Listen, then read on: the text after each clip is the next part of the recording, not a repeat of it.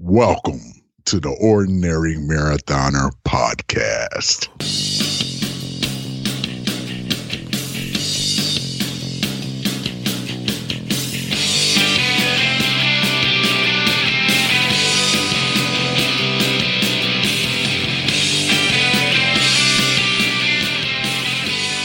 Hello and welcome to the Ordinary Marathoner podcast. My name is Scott. I'll be your host today. Got our New Year's resolution special. It's about time. It's January 2. I got to tell you, I've made attempt after attempt to record this thing. If you can't tell by my voice, we had a bout of the flu go through our house towards the year end. It's kind of a fitting way, I think, to cap off kind of an up and down year, for us here. And, I don't know, Sam came home the other day with 103 fever. We took her to the doctor. It was the flu. And the next thing you know, the whole house has the flu, including the pets, I think. Both the dog and both cats, I think they all threw up in the last 24 hours. It's just not a pretty scene in this house. It's been difficult to kind of rally and get this thing out. But, I think we're going to give it a good go today. And hopefully we'll get this thing out for you guys this evening. So I guess let me start by talking about resolutions in general. I mean, I've been making New Year's resolutions for years and years and years. I can't remember the last time I didn't make one. And, I've had some varying degrees of success and failure. And I think when we revisit last year's resolutions, we're going to see that, 2017 was a pretty good year. Pretty successful when it came to the New Year's resolution. And I hope we continue on next year with that track record, I guess. But we're going to go through that in a minute. Now, for you guys out there that don't make New Year's resolutions, I get it. I do. Because, especially if you're used to making them and failing at them, and a lot of people do that. They make these resolutions, they try to change their life too drastically on a dime, and it's kind of a recipe for failure, I think. So, maybe that's one reason you don't want to do it. Another reason, some people say, what's so special about New Year's? Why are you choosing New Year's to just change your life? You should be doing it. If that's the way you want to live, you should be doing it all along. And I get that. I definitely get that. And I understand where you're coming from, what you're saying. Why give yourself all this extra time to kind of just dilly-dally around? If you want to change your life, change it whenever you're ready to change it. Don't just change it at New Year's. But I think what New Year's does offer us, it's a very symbolic sort of place that we can look at, and it's the turning of the calendar. It's the turning of a new year. Sometimes it's nice to just stop, take a step back, and look from a broad sort of scope, right? Instead of looking at the day-to-day minutia and micromanaging, step back, look at it, look at the whole picture. And kind of gauge where you are with your life and what did you want to do? Where did you want to go? What are the things you wanted to accomplish? Are you doing that? Are you working towards that? Are you going the wrong direction? Is it time to change direction? All those things. So I think when we do that, it's always a good thing. And if you haven't done it in a while, then what better time to do it than the new year? And that's kind of why I do it myself. And it's, it's a good exercise. I think for me, I find it productive. I find it something that I like to do.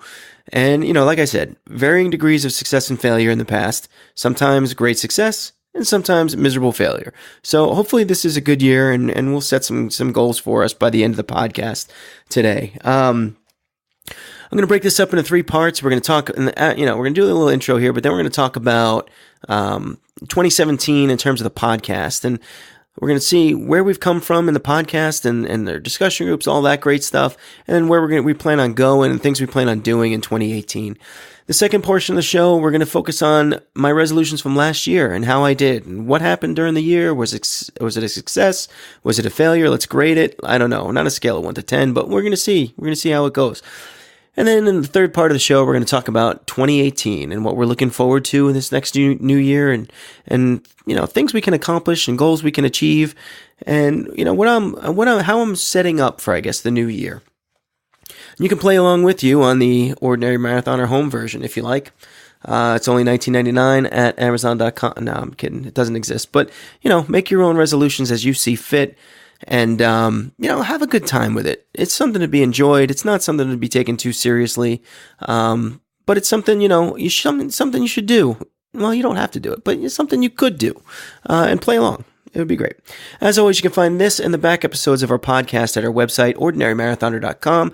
Got a lot going on over at that page. We got our sneaker charms over at the store. Hit that shop button. It'll bring you to them. We sold a lot of these things, and I can't thank you guys enough for supporting the podcast. I think they're really super cool. I think they're great. Because Charms made them for us. And check it out if you get a chance. You can also sign up for our newsletter there. We haven't sent out the newsletter yet. We're gunning for the end of this week to send out our first newsletter.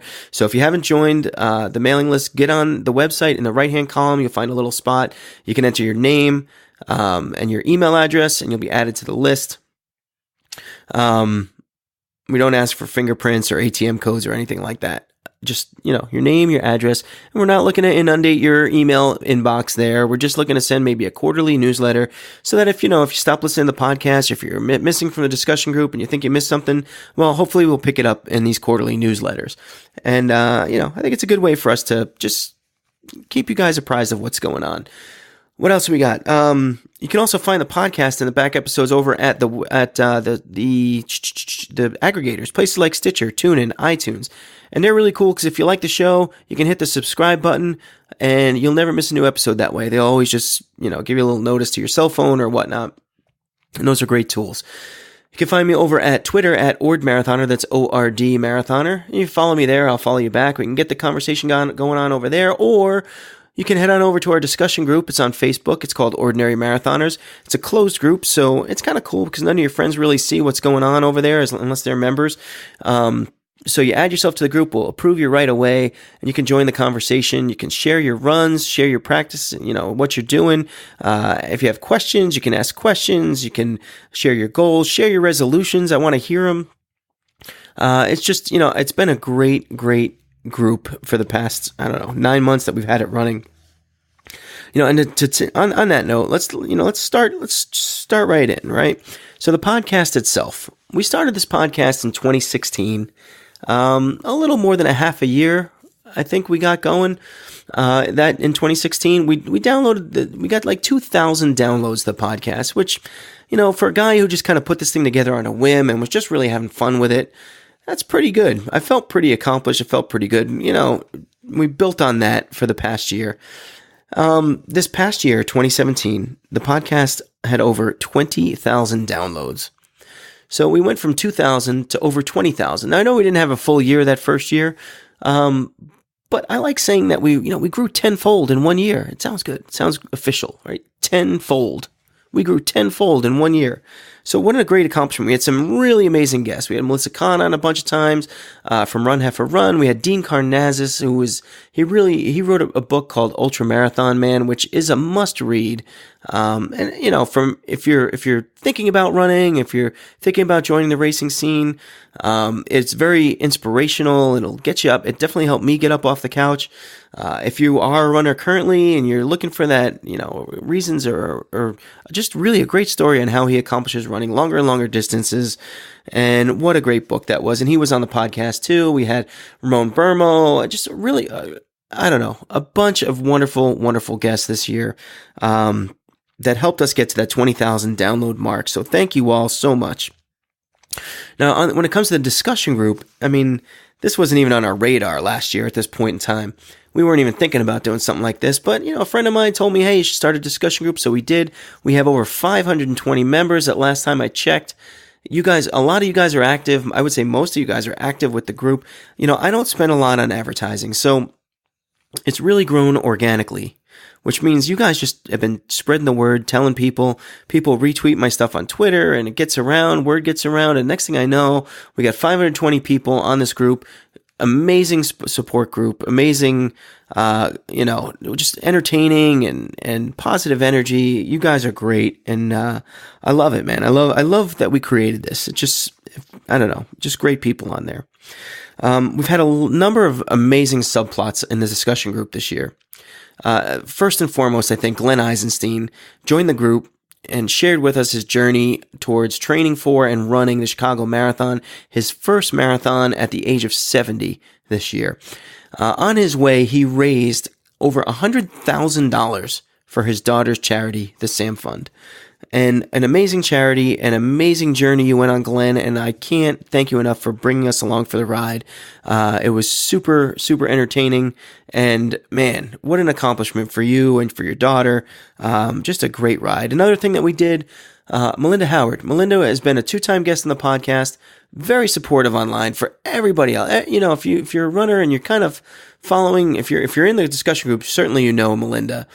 And she's always sort of patting people on the back and you know, supporting people on with their goals and their journeys and their, you know, their races and you know, you name it, she's supportive.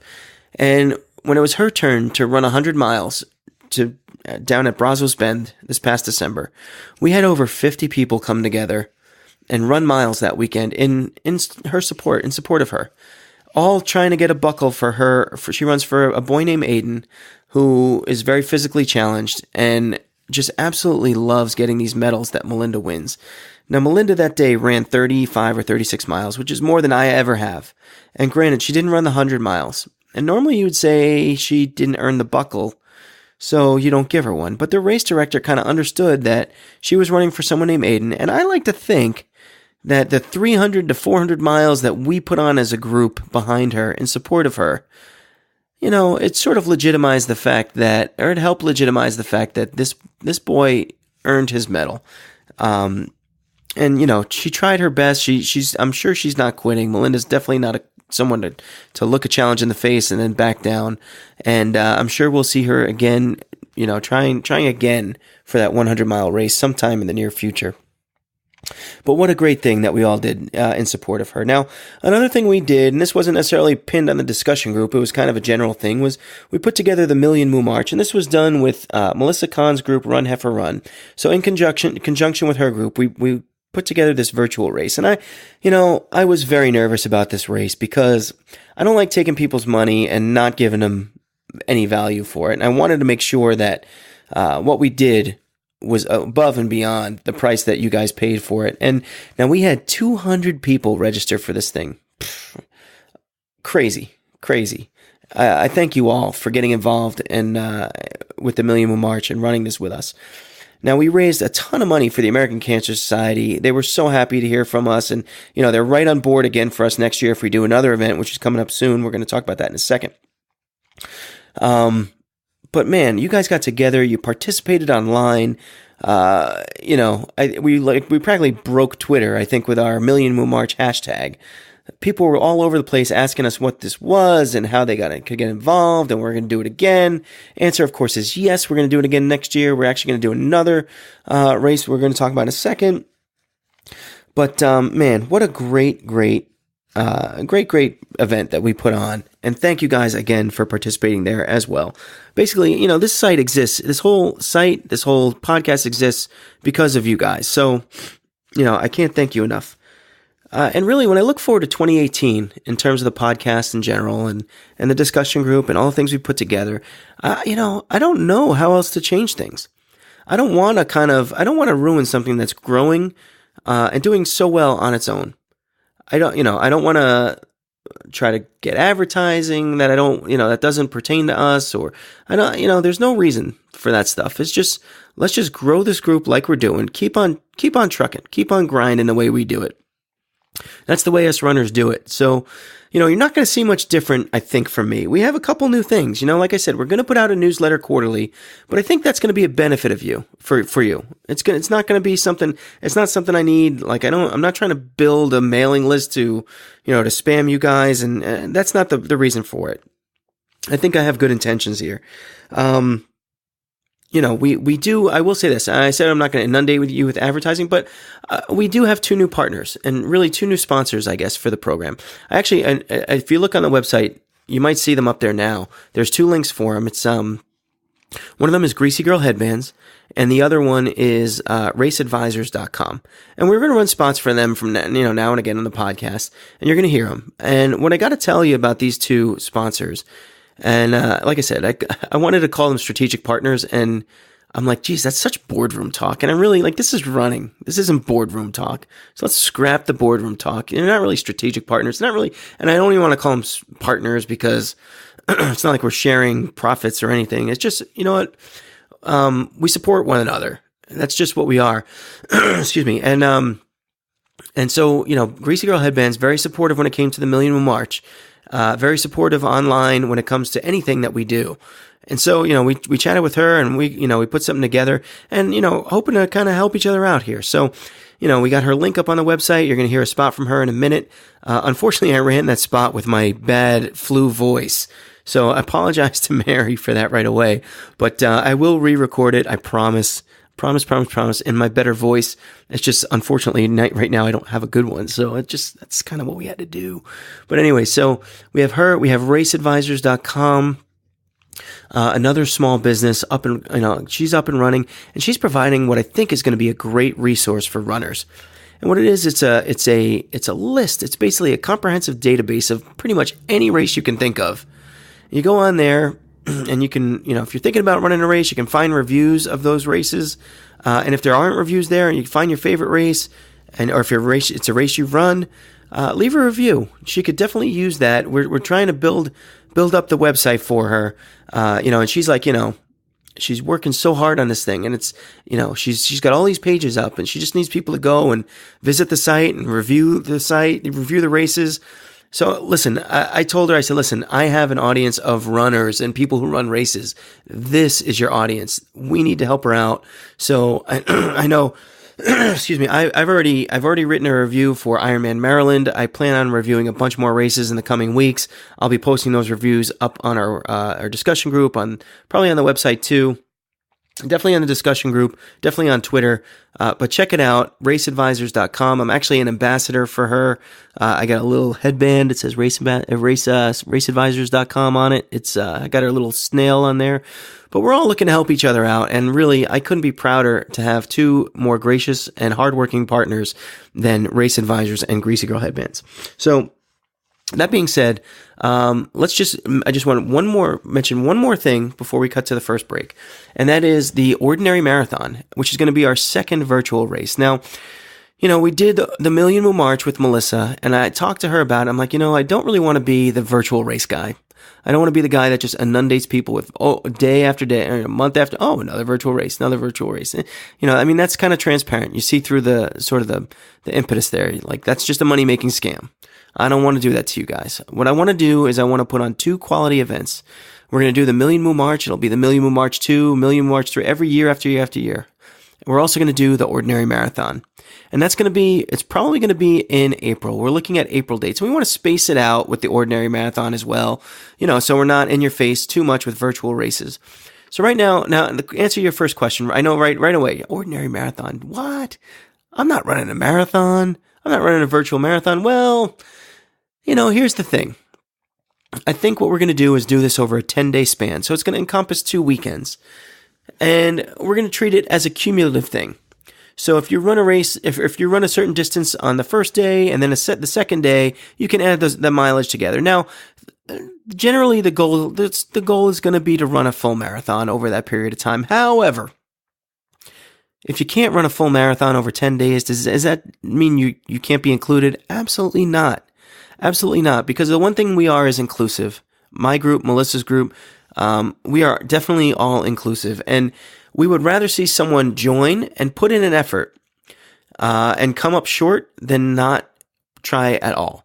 So, in fact, those are the kind of people that we would love to see participate. If you're not sure you can do 2.62 miles a day for 10 days, but you want to give it a shot, try it. If you know for a fact that you can't do that distance in 10 days, but you want to try maybe a half marathon, do that too. We're not disqualifying people if you don't finish a marathon. We're just saying that over 10 days, it's called the Ordinary Marathon. Give it a shot. That's what we want to do. And again, we want to be all over social media with this sucker. We want to be posting on Twitter. We want to be posting on Facebook. You can actually find us. It's called, on Twitter, the site there is @Ordinary Race. Ordinary Marathon wouldn't fit. I didn't want to do Ord Marathon. I thought that was silly, because I'm already Ord Marathoner, and I think that sounds silly. But, so it's called Ordinary Race. And if you follow us there, we'll follow you back. And we will be posting any news about the registration, about the event coming in April. And really, I can't wait. I'm really excited about this one. And I can't wait to just build on the momentum that we started with the Million Moo March. So as you can see, I'm super excited, even with my flu voice. I haven't run in about a week. It's killing me, this flu. I haven't run in about a week. I'm thinking about maybe getting on the elliptical after this thing just to start sweating. I think this is the only time I ever got the flu, where I think the two symptoms that I didn't get are nausea and loss of appetite. So I actually gained weight while having the flu, which, I mean, what's the sense of having the flu if you're not going to get some of the benefits out of it, you know? Ugh, miserable. But anyway, let's cut to the first break now. We're going to hear that spot from Greasy Girl Headbands. Again, Mary, apologize for my flu voice. We're going to re-record that, but let's take a break. I want to tell you guys about another great small business I've come across while doing this podcast. It's called Greasy Girl Headbands. I know. I have very short hair, so what could I possibly know about headbands? Well, I know that I bought one for my wife Stephanie and daughter Samantha this Christmas. Stephanie uses it for what it was designed for, running, working out. But 8-year-old Sam, well, she just wears hers all the time. Now, how can you get one? That's easy. Just head on over to greasygirlheadbands.com. That's GREECIE girlheadbands.com and select from the very many styles and options they have available. I'm sure you'll find one that's perfect for you. All right, guys, we are back now from break, ready for the second segment of the show. You just heard the Greasy Girl Headbands ad. Again, I love supporting small business, and she was great. And really, my daughter and my wife, they love their headbands. My daughter never takes it off.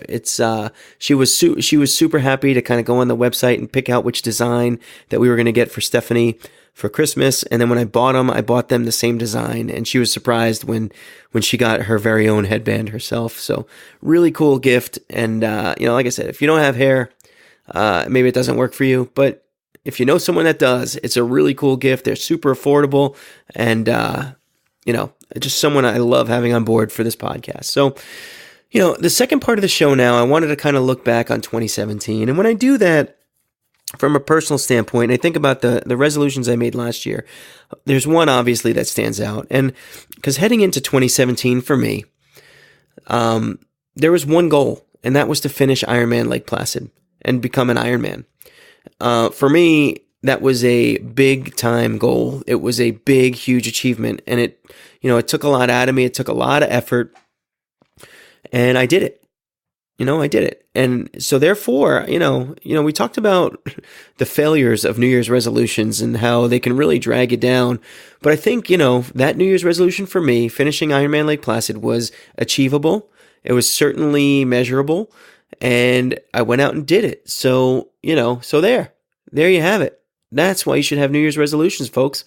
And when I think about my 2017, I mean, it's not just the Ironman, especially not just Ironman Lake Placid, because the year turned out to be so much more. And it started back in March, I think, when I ran a half marathon in DC, and I PR'd it by something like 8 or 9 minutes. I ran a 2:07. My prior PR was like 2:16. And I just felt great. And I had continued training from that point, training for the Ironman. Ran another half marathon, the Cheshire Half Marathon. We had Bill Costello, the race director, on the program.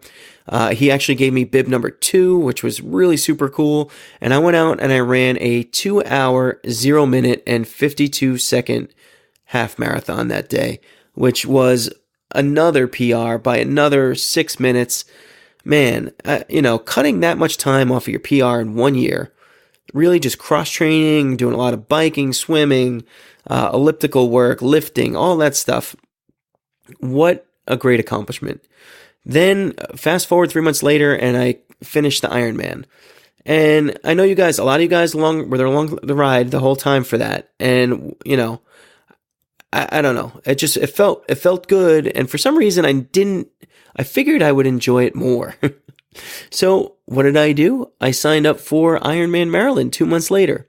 And that's right. Instead of just finishing one Ironman last year, I did 2, which, rewind back to like January of last year when I was making my resolutions, never did that come into play. But, there you have it. I mean, it's a successful year when it comes to running, when it comes to racing and endurance events.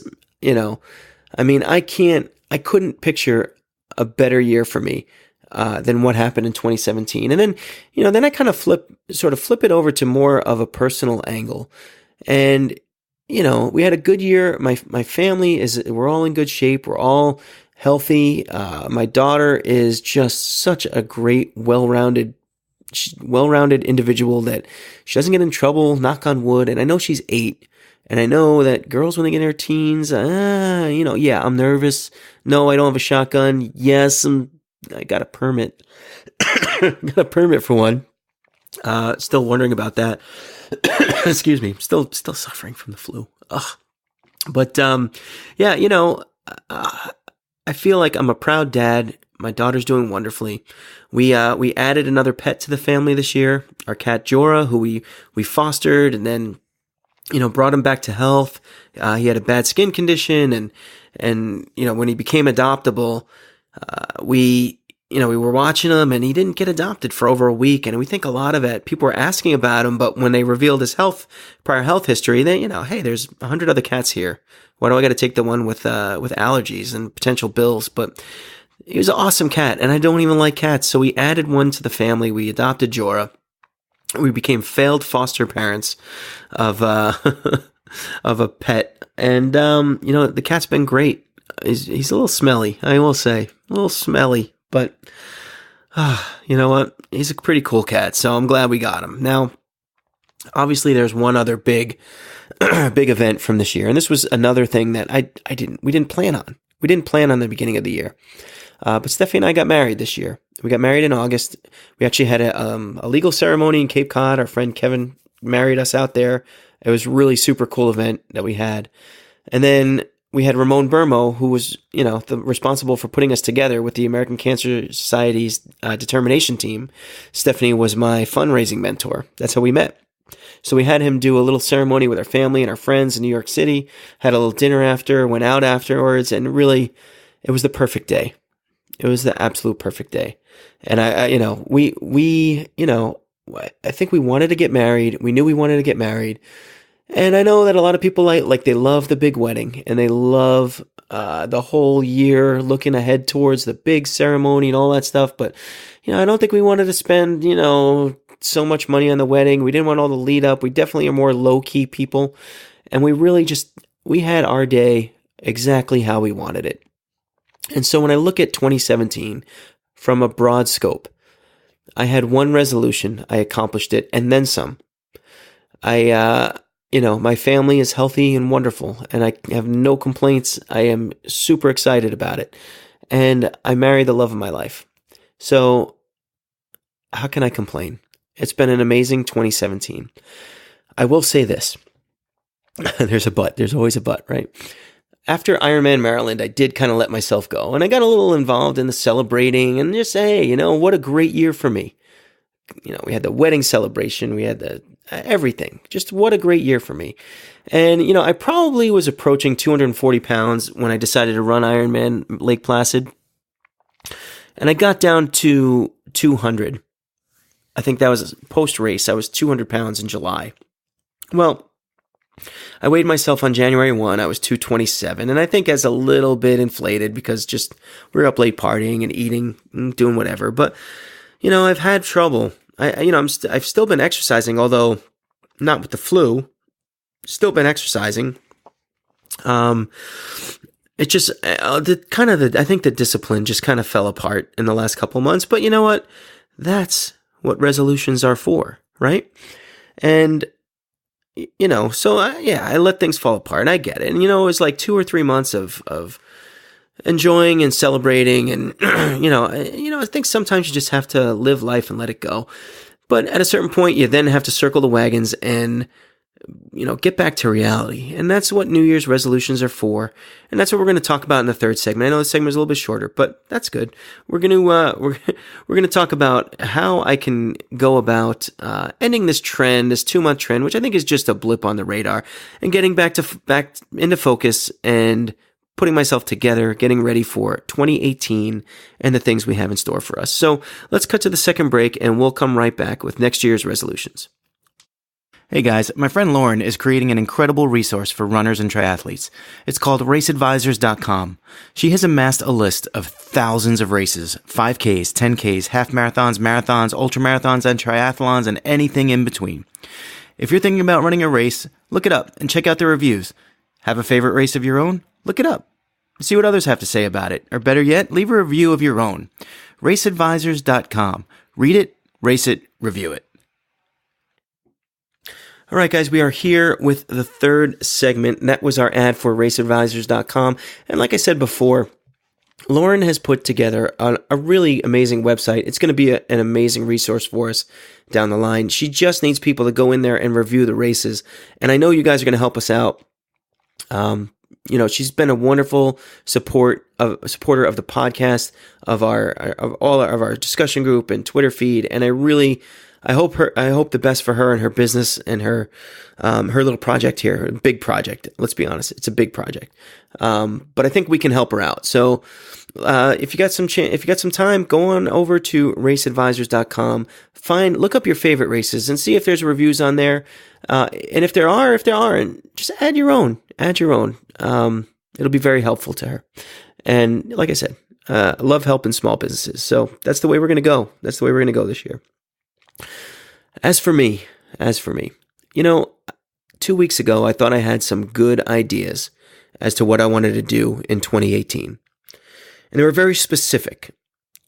I want to run a sub 5 hour marathon, which I haven't done. I've run like a 5:16, a 5:23, a 5:45, a 6 hour, whatever. And we did New York in 7+ hours when I was running. I use the term running in quotes. When we were finishing New York City, we did with Stephanie and her friend Jessica. I really want to break 5 hours. And we have the Phoenix Marathon coming in February. Now, I've put on all this weight. I gotta lose a lot of it in order to break 5 hours. I'm pretty sure, but I feel like I'm in good shape. Although I definitely have to get back into things from this flu. But I feel like I'm pretty focused and I'm ready to attack this thing.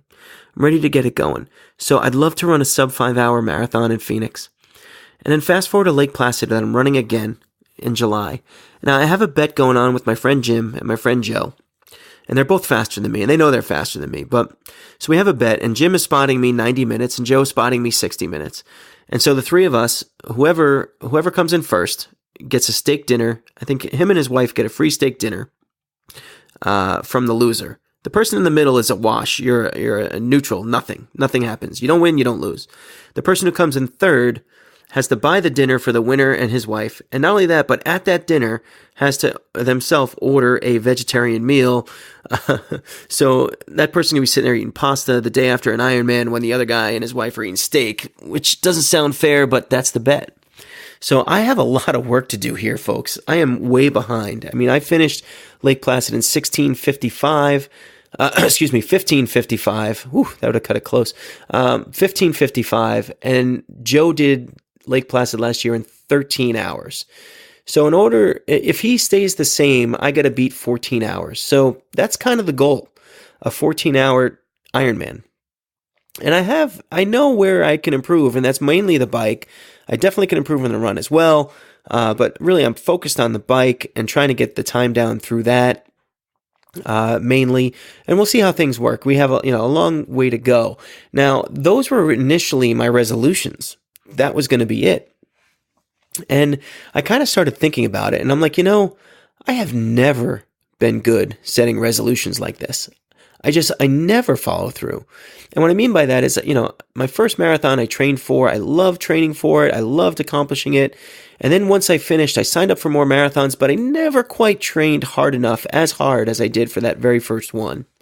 And that was really one of the reasons why I signed up for Ironman Lake Placid, because I wanted to give myself a bigger and better challenge, figuring that was the only thing that was going to motivate me to reach for it, to do better. And it really worked. That really worked. Now, to go back and set goals like the ones I just mentioned, I feel like that's really it's even part of the reversion that I'm just undergoing the last couple of months. Those goals don't motivate me. They don't grab me. Just doing better than last time for some reason does not grab me.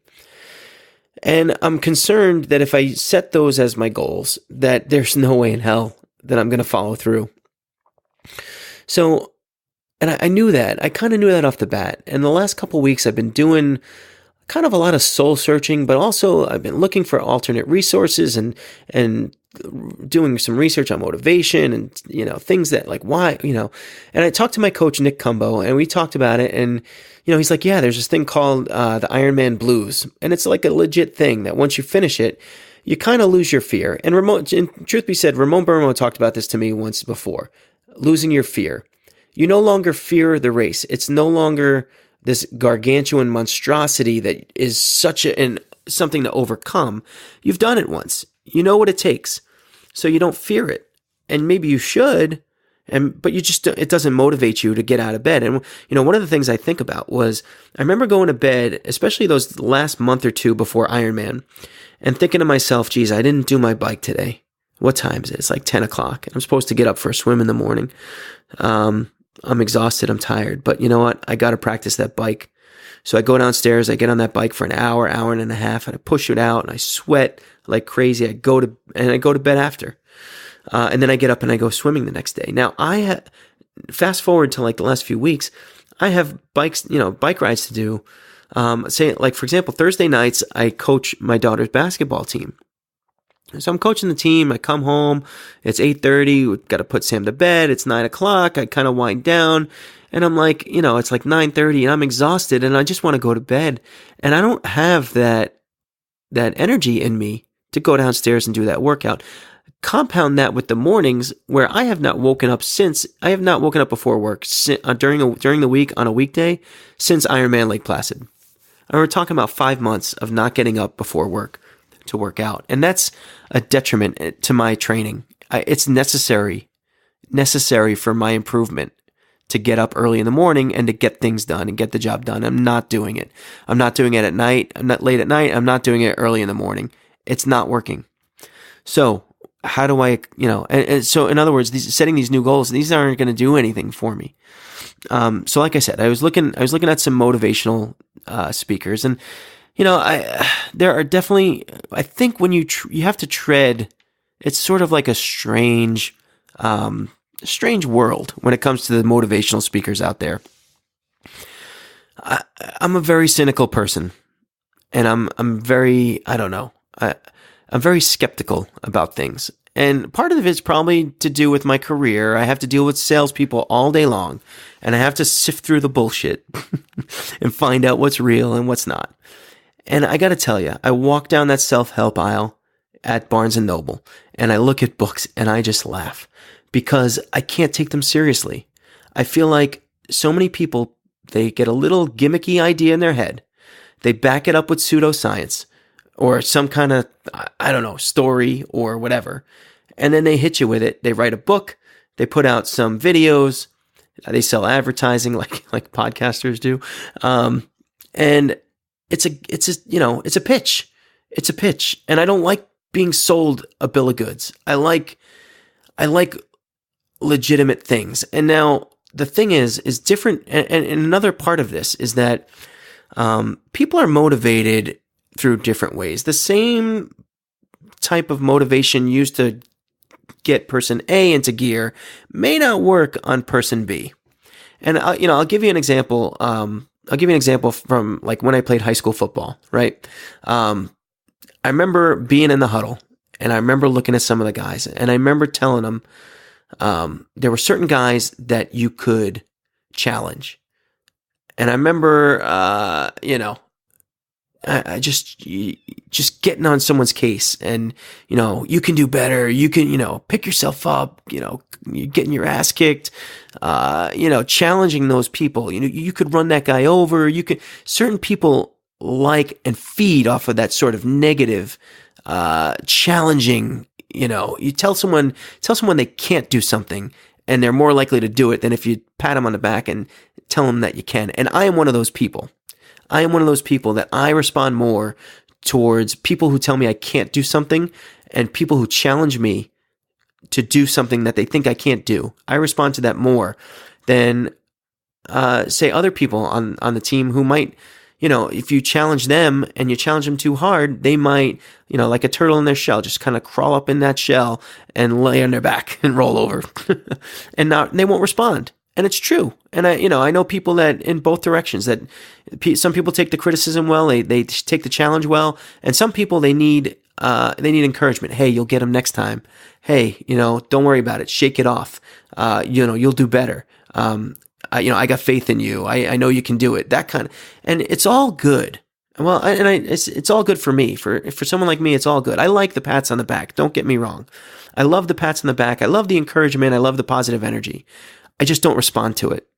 It's just, that's me, And so when I look at like motivational speakers, there's all different kinds, and something may work for you that may not work for me, and something may work for me that won't work for you. But the guy in particular that I've been watching is this guy called Eric Thomas. And he talks to a lot of football teams. So maybe that's why I got this like football mentality. And so there were a couple things that he said in some of the videos I watched. One of them was, he talked about someone being a goal grinder, GOAL, goal grinder. And he's all about grinding and working hard and, just giving every effort you can to set your goals and reach your goals and not stopping, not quitting.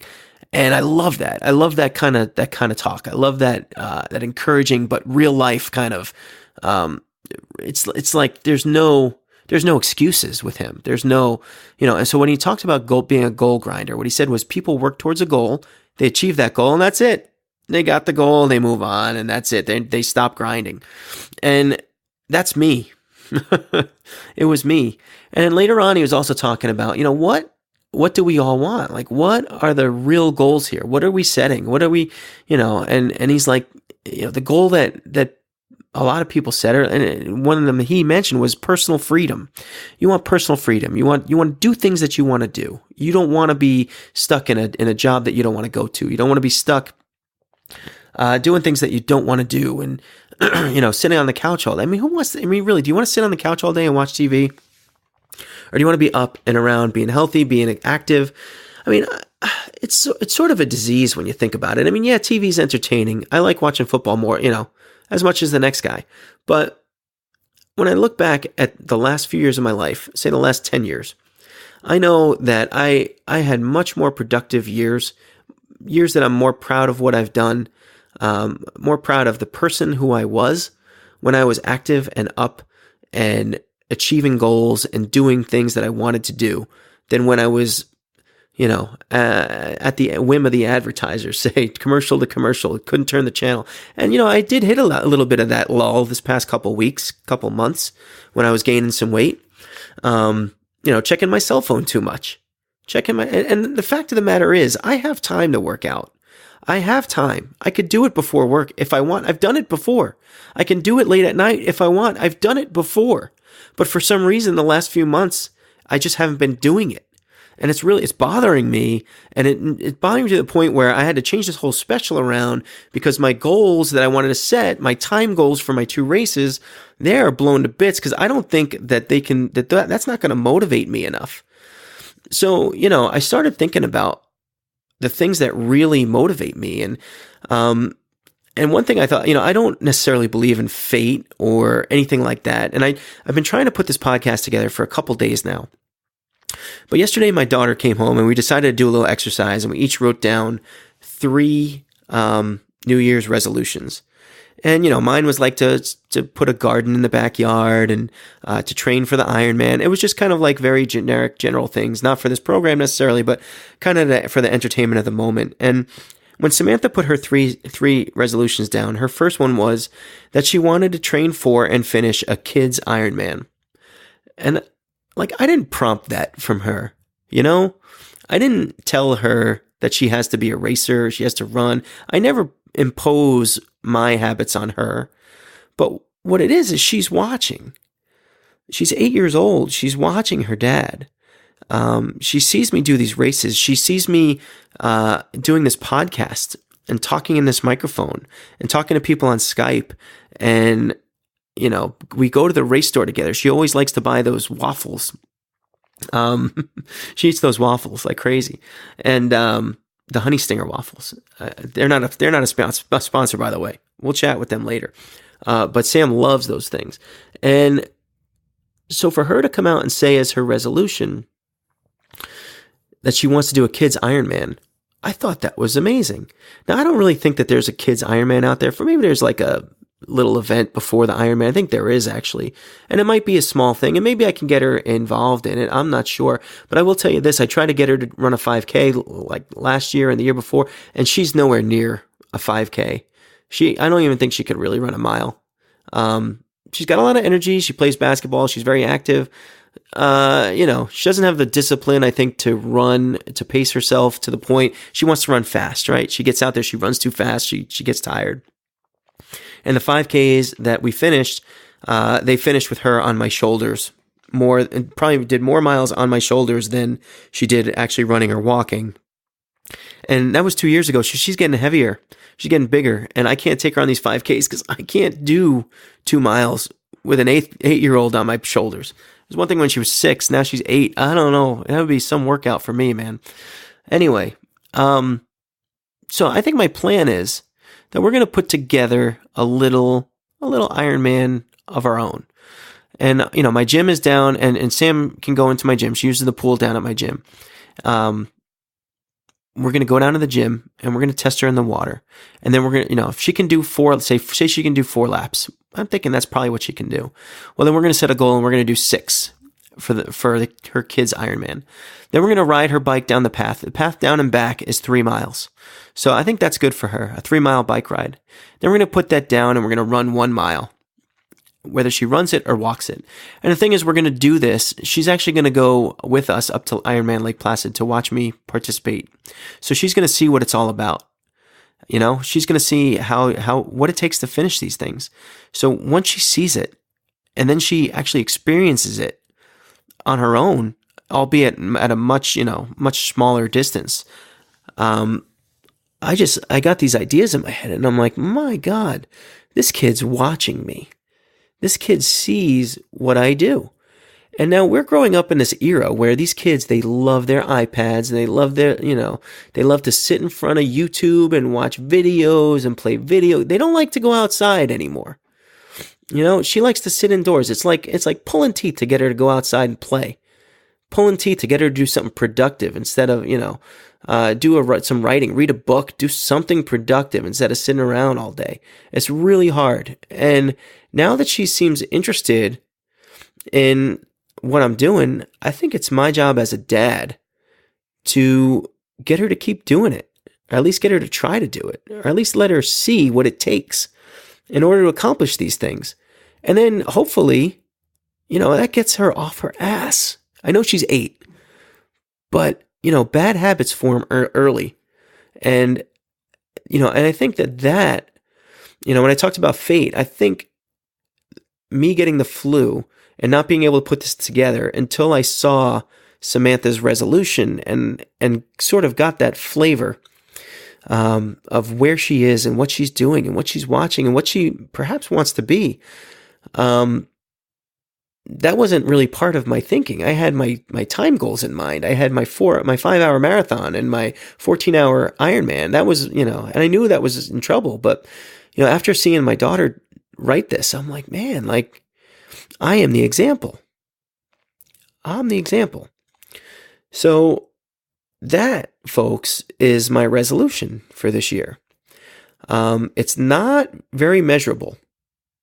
And maybe I can measure it just in how I do at Lake Placid, and just in general terms, in terms of putting forth a good effort, improving, and having Sam watch me and be proud of me.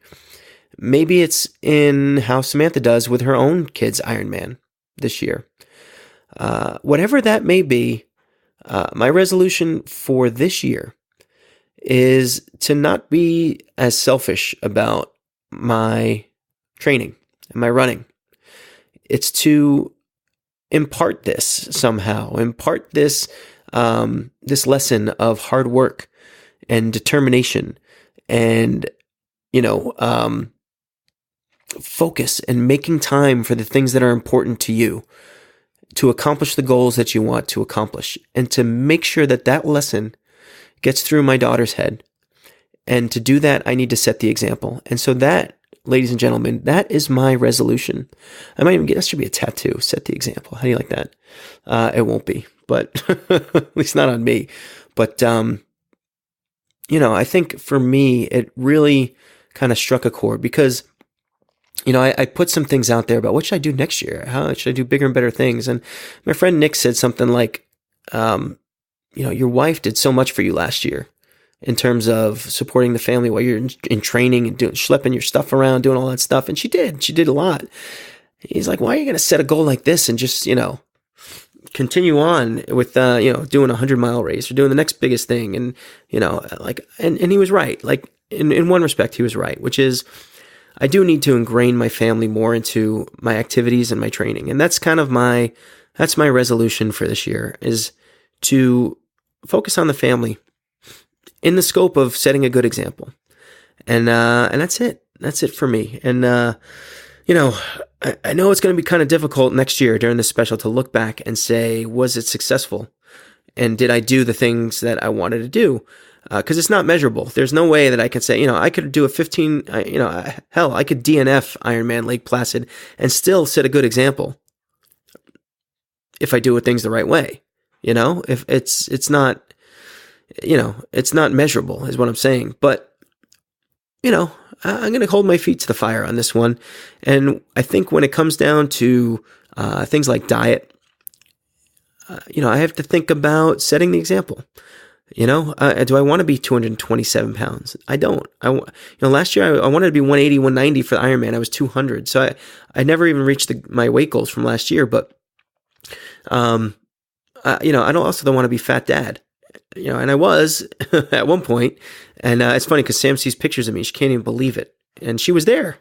But, that's the goal is when I'm wavering in my dedication, is to think about the things that are important, to think about setting the example and do it and focus on it and do the grind, do the grind.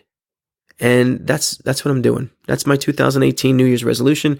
And listen, I wish you guys, I know it's a couple days late, but I wish you guys a really, really happy New Year. I hope you all had a fun time. I hope you all set good expectations and goals for yourselves in the new year. I hope you all achieve them too. And I really want to hear them on the discussion group or on Twitter. So if you have any resolutions of your own, please post them and we will cheer you on along the way. And that being said, I think that's all we got for today. So we're going to wrap this up and, hopefully we'll have a few guests on in the new year. That's another resolution too, to fix this audio and get some more guests on. And, until then, always remember, when it comes to running, I'm no expert. I'm just ordinary.